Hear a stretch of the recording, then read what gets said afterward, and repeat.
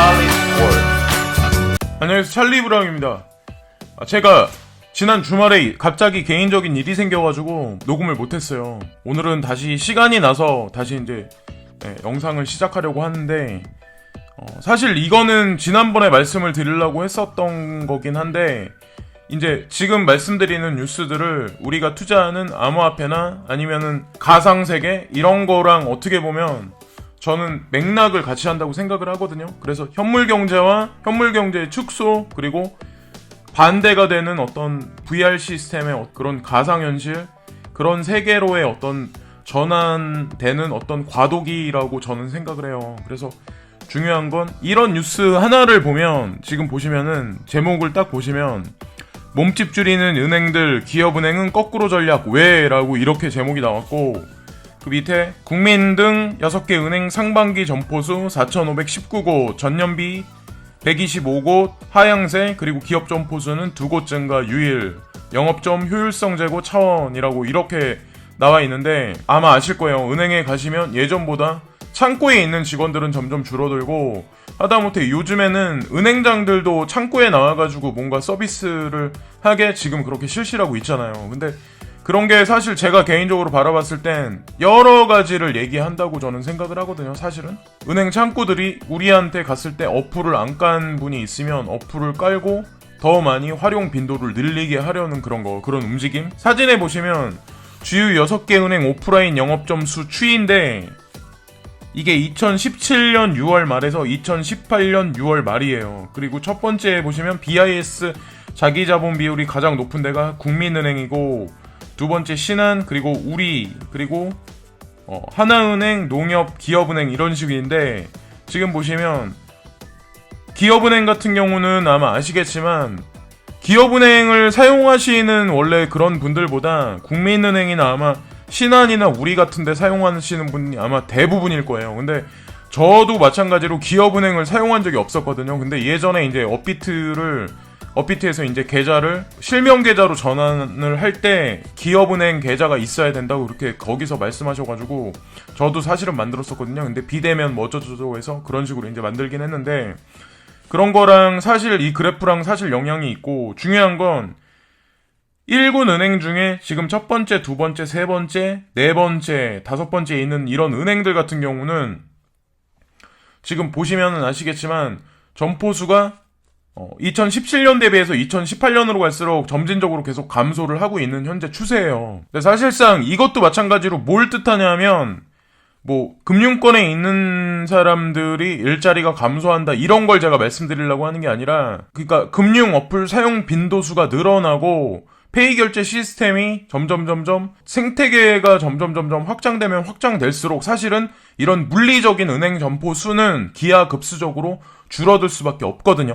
그거는 2018년이니까 올해가 2018년, 그러니까 내년이 2019년이니까 내년으로 2021년에서 2025년까지 갈수록 점점 기하급수적으로 아마 그래프가 감소 추세가 점점 올라갈 거예요. 그렇다는 거는 사실 페이 시스템하고 암호화폐가 결정적으로 어느 생태계를 분명히 저는 구성할 거라고 저는 생각을 하거든요. 그래서 이 뉴스가 사실은 그런 흐름에 관한 어떤 그런 거 증표를 하나를 보여주는 게 아닐까라는 생각을 하는 거죠. KB국민은행은 922개에서 903개로 19개 줄였고 NH농협은행의 경우 862개에서 849개로 몸집을 줄였다. 우리은행 역시 11곳의 오프라인 영업점을 축소했다. 이런 식으로 이제 은행 같은 경우도 저도 이제 우리 동네에 있는 은행이 원래 집 앞에 있는 은행이었는데 그게 저쪽으로 이사를 가면서 이제 통폐합됐거든요. 그래서 그런 걸 느끼면서 예전서부터 몇 년 전부터 느끼면서 뭔가 금융 쪽부터 뭔가 대대적으로 변화가 있겠다라는 생각을 사실은 이미 하긴 했었어요. 실질적으로 지금 현재 이런 일들이 일어나고 있다. 20일 날부터 전국에 있는 택시 하시는 분들이 이제 뭐 시위를 대규모 집회를 하신다고 카풀 반대해서 막 이렇게 하신다고 그런 말씀들이 있어요. 그래가지고 중요한 거는 근데 여론 그러니까 네이버가 됐든 다음이 됐든 커뮤니티 사이트가 됐든 뭔가 공중파 방송이 됐든 그런 여론들을 뭐 정부에서 그러건 어떤지는 모르겠지만 이런 택시 기존에 있는 실질적으로 대중이 사용했을 때 불편함이나 이런 거에 관해서 좀 약간 확대해서 지금 이런 식으로 문장들이나 이런 거를 계속해서 사실 하고 있거든요. 근데 그것도 사실 저도 마찬가지로 택시를 만약에 이용할 일이 택시를 타면 예전같이 막 트릭을 부리거나 이렇게 해서 돈 얼마 더 버시려고 하는 분들이 되게 많았는데 요즘에는 뭐 그런 분들이 없는 것 같긴 해요. 택시 이용 승객이 기하급수적으로 줄고 있는 것도 사실인데 이분들이 이제 생계 위협을 미리 지금부터 직감을 하기 때문에 이런 식으로 아마 하시는데 어떻게 보면 지금 커뮤니티 사이트도 저는 제가 개인적으로 봤을 때 이런 식으로 어떻게 보면 대중들한테 카풀에 대한 어떤 그 효용성이나 효율성에 관해서 계속 환기를 시켜준다고 저는 생각을 하거든요. 사실은 이런 뉴스 지금 보시면 제목 하나만 보셔도 아시겠지만 꼼수 영업 기승 택시업계 카풀 반대에 등 돌린 시민이라는 건 사실 선동하는 거거든요. 한편으로는. 그리고 설상 그 말이 맞다고 해도 꼼수 영업 기승 이런 식으로 해서 이제 그걸 안 좋게 약간 부정적으로 취급한다고 해도 사실상 그렇게 사람들한테 사실 불난집에 부채질하는 그런 격이거든요. 저는 약간 그렇게 바라보는데 카풀이 이제 올해가 아니라 내년으로 넘어갔어요. 아마 그건 다 아실 거예요. 그래가지고 내년에 1월달이 됐든 아마 분명히 시행을 분명히 할 거예요. 근데 대대적인 아마 여파가 분명히 올 거고 지금 인공지능 4단계 그게 아마 제가 아는 걸로는 2020년까지 4단계로 가서 이제 사람이 차에는 탔는데 전혀 손발 하나 까딱까딱 안 하고 그냥 타고 있으면 목적지까지 갈 수 있는 게 아마 나온다고 저는 알고 있거든요. 그리고 2022년까지 5단계까지 완성해서 완전 무인 자동차 그게 아마 시장에 분명히 나온다고. 근데 어쨌건 이런 모든 것들이 사실상 인간의 어떤 그 노동에서 얻어지는 어떤 노동 가치를 가져가는 그거에 관해서 다이어그램 자체가 계속 축소하고 있다고 저는 생각하거든요. 모든 면에서. 그런 것과 불이익 관계가 있는 게 무인 자동차라든가 무인 택배라든가 그런 것과 불이익 관계나 아니면 페이먼트 시스템하고 분명히 관련이 있는 게 암호화폐이기 때문에 이게 안 될 것 같이 지금 뭐 정부에서 한 발짝 물러났다, 뭐 페이 시스템에 관해서 뭐 제로페이에 관해서 한 발짝 물러났다, 효율 뭐 그런 거에 관해서 뉴스가 나온다고 하더라도 저는 그게 일시적일 거라고 생각을 하거든요. 물론 지금 그런 것들이 사실은 현물경제 시스템에서 4차 산업으로 진행되는 과정에서 인간과 인공지능과 로봇 간의 그런 어떤 그런 거에 관한 어떤 그 괴리 같은 게 그런 게 있고 사람들이 그런 거에 관해서 받아들이기 모호한 어떤 그런 거 법안 마련 그런 것들의 흐름을 잡아가는 단계라고 생각을 하거든요. 그래서 그게 어느 정도 가시적인 가이드라인이 분명히 그 규정이 분명히 어느 정도 디테일하게 나온다면 암호화폐 그 시세도 분명히 그것과 동반해서 그게 볼륨이 됐든 아니면 시세가 됐든 분명히 변화가 분명히 올 거라고 저는 생각을 해요. 일단은 그래서 이 뉴스를 말씀드린 거고 카카오의 카카오 없이는 못 살아 전략, 뱅크 결제, 택시, 쇼핑, 선물 이런 식으로 나오잖아요. 그래서 문어발식, 영토 확장, 비판도 카카오페이가 작년 대비 그러니까 재작년 대비해서 작년에 또 틀리고 올해 또 틀리고 내년에는 아마 더 틀리고 문어발식으로 이것저것 되게 많이 할 거예요. 그리고 결정적으로 이 사람들이 가장 중요시하게 생각하는 게 제가 봤을 땐 이커머스하고 분명히 연동해서 뭔가 생태계 구성을 분명히 할 거라고 저는 생각을 하거든요. 사실 카카오는 2014년 11월 뱅크 월렛 카카오 서비스를 출시했다. 당시 제1호 핀테크 서비스로 주목을 받았지만 2년 만에 접었다. 송금 서비스를 제공하던 은행들이 서비스 유료화를 요구하면서 생긴 갈등 등이 원인이었다. 다시 2년이 흐른 지금 카카오는 카카오뱅크와 카카오페이를 필두로 금융 서비스 분야에서 새로운 공룡으로 등장하고 있다. 기존 금융 회사와의 경쟁도 거세지고 있다라고 이런 식으로 나오는데 아까 첫 번째 뉴스에서 말씀드렸다시피 국민은행이라든가 우리은행이라든가 신한이라든가 이런 데가 영업 점포수가 사실 지금 거세지게 점포수가 계속해서 줄어들고 있는데 사실은 카카오라든가 인터넷뱅크가 점점 더 확장 일로의 생태계로 구성이 된다면 이거는 엄청나게 거세질 거라고 생각을 하거든요. 그리고 거기에 더 나아가서 5G 통신 서비스가 완성돼서 보편화돼서 문제없이 상용화가 보편화되는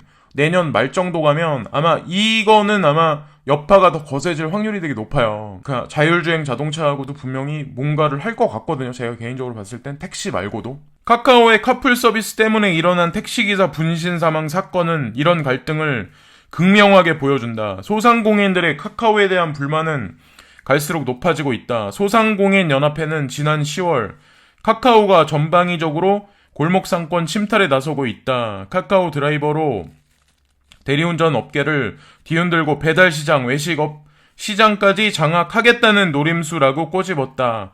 국회 국정감사에서는 카카오의 골목상권 침해 지적이 단골 소재다라고 이런 식으로 이제 나왔죠. 그래서 사실상 지금 현재 한 발 뒤로 빠져 있긴 한데 제가 봤을 때는 아마 20일 날 대규모 시위를 분명히 그 택시 드라이버 분들이 하셔도 제가 봤을 때 이 흐름은 깨지지 않아요. 뭔가 뭐 월급제를 한다, 어쩌저쩌고 한다고 해도 월급제를 한다면 그거야말로 진짜 어떤 일이 생길 수 있냐면 제가 바라보는 관점은 뭐냐면 월급제로 가서 만약에 정식 직원이 됐든 무슨 직원으로 채용이 되잖아요. 그러면 더 사람들을 정리하고 관리하기가 점점 더 쉬워진다는 거죠. 사실은. 그러면 뭐 일을 안 하네 어쩌네 근데 이 사람들이 그렇잖아요. 어느 정도 학력도 있고 학벌도 있고 그런 사람들인데 법을 만들고 규제안을 만들었을 땐 대중을 거기다가 가둬놓고 그 다음에 아마 뭔가 작업을 칠 확률이 되게 높아요. 제가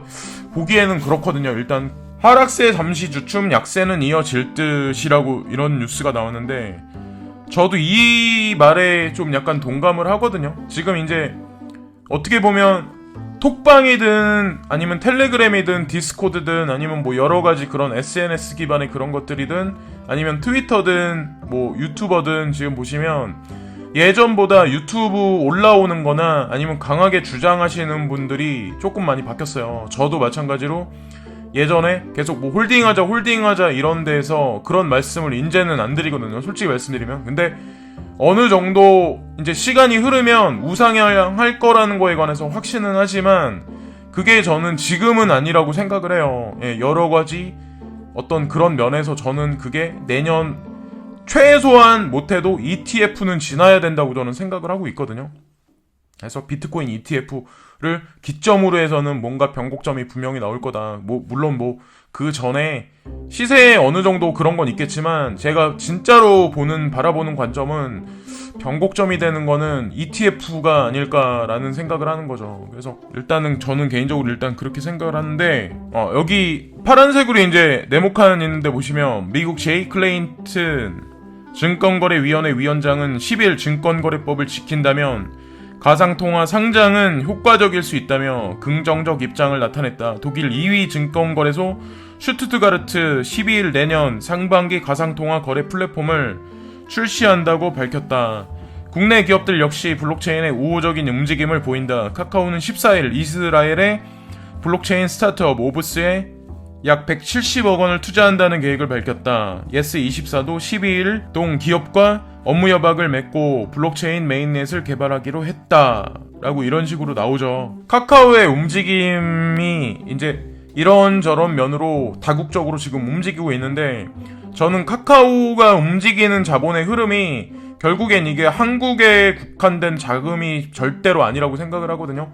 카카오페이의 지분 중에 40%를 알리페이가 지분을 확보하고 있는 것도 있고 제가 봤을 땐 그러니까 의도적으로 아마 50%를 넘지 않게 선정을 해놓은 것 같아요. 여러 가지 면에서 사람들 보는 눈도 있고 근데 실질적인 어떤 움직임이나 컨트롤 그런 면에서는 아마 제가 봤을 때는 알리바바 쪽하고 엔트파이낸셜 쪽하고 무슨 커넥션 관계가 분명히 있을 거라 생각을 하거든요. 이런 움직임들 자체도 마찬가지고. 이 뉴스는 이제 도이체 텔레콤이 소프트뱅크 화웨이와 결별 배경 N이라는 그런 뉴스인데 제가 이 뉴스를 일부러 찾은 건 아니었는데 저한테 이제 댓글로 그걸 물어보시는 분이 있더라고요. 저는 이제 제가 그런 말씀 드린 적이 있죠. 화웨이의 움직임이 지금 뉴스의 보도에 의하면 사실은 뭐 미국의 규제로 인해서 이런저런 일이 벌어지고 소프트뱅크도 결국에는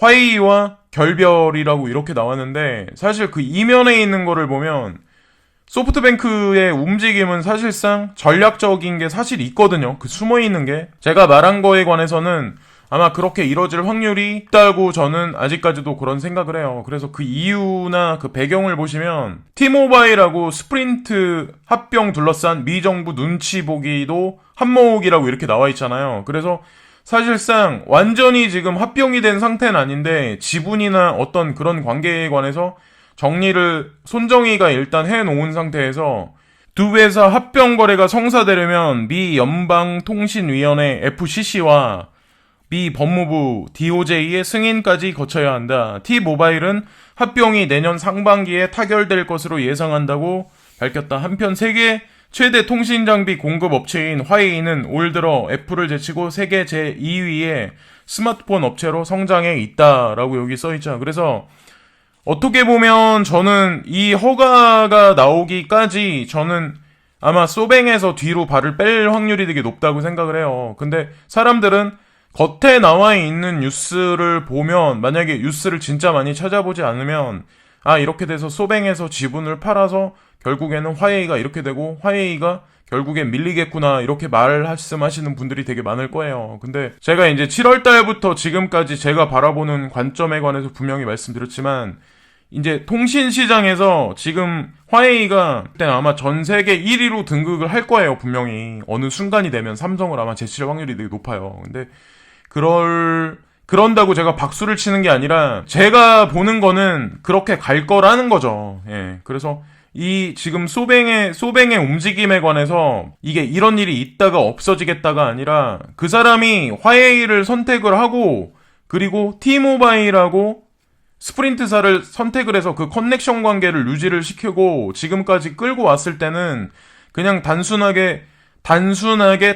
차익 거래를 위해서 그렇게 한 게 아니라 큰 그림 내에서 움직이는 사람이 사실 손정이거든요. 일반 사람이 보지 못하는. 그래서 제가 바라본다고 제가 큰 그림을 보는 그 정도 수준이 아니라는 게 제 계좌에 만약에 40억, 50억이 실제로 그러니까 지금도 있다면 근데 있었는데 많이 없어졌어요. 솔직히 말씀드리면. 다 아실 거예요. 아마 똑같아요. 저도 마찬가지로. 만약에 그런 그림을 만약에 본다면 저는 손정희가 분명히 어떤 큰 그림 맥락에서는 잠시 빠졌다고 생각을 하거든요. 그래서 그런 관점으로 바라봐야 되지 않을까라는 생각을 하는 거죠. 그리고 이 뉴스와 같이 이제 맥락을 같이 해야 되는 게 내년 가서 이게 합병 거래 발표가 분명히 나고 거기에서 만약에 5G 시스템이 시장에 안착을 하면 내년 2019년 말에는 아마 LG 모바일이 아마 그러니까 지금 T모바일하고 스프린트사를 통해서 아마 나아갈 확률이 되게 높아요. 예, 그래서 그거하고 연동을 같이 해서 보시고 LG가 지금 움직이는 거에 관해서도 같이 보시면 아마 제가 말씀드리는 게 아마 거의 맞아 나갈 확률이 되게 높아요. 예, 그리고 물론 암호화폐 시세에 관한 거는 제가 예측했던 게 되게 많이 틀렸지만 어쨌건 거시적인 관점에선 저는 맞다고 생각을 하거든요. 저는 그 주장에 관해서는 아직까지 굽힐 생각이 없고 제가 잘 봤다고 생각을 해요. 그거는 제가 만약에 이거에 투자를 안 하고 만약에 제가 길에 나가서 만약에 자영업을 하든가 뭔가 제가 개인적인 자영업을 했다면 저는 아마 이거보다 더 큰 피해를 보고 되돌릴 수 없는 뭔가 그런 일이 생기지 않았을까. 그리고 방황하는 그런 나날을 보내지 않을까라는 생각을 하거든요. 그래서 저는 제가 판단한 게 맞고 이걸 시청하시는 구독자분들도 암호화폐에 투자하셔가지고 손해를 많이 보신 분 그리고 저처럼 엄청난 정고점에서 40억, 50억 이렇게 먹고 계셨다가 엄청난 폭락에서 약간만 이득 보신 분 그런 분들이 아마 계실 텐데 그런 분들 또한 저는 해안이 없는 사람이라고 저는 생각 안 하거든요. 이제 이게 오늘 뉴스 중에 이제 마지막 뉴스인데 마곡페이 꺼낸 LG가 블록체인 암호화폐 시장 챙긴다라고 여기 나오잖아요. 사이언스파크 내 시범사업 추진, LG 심장 한복판서 경쟁력 검증.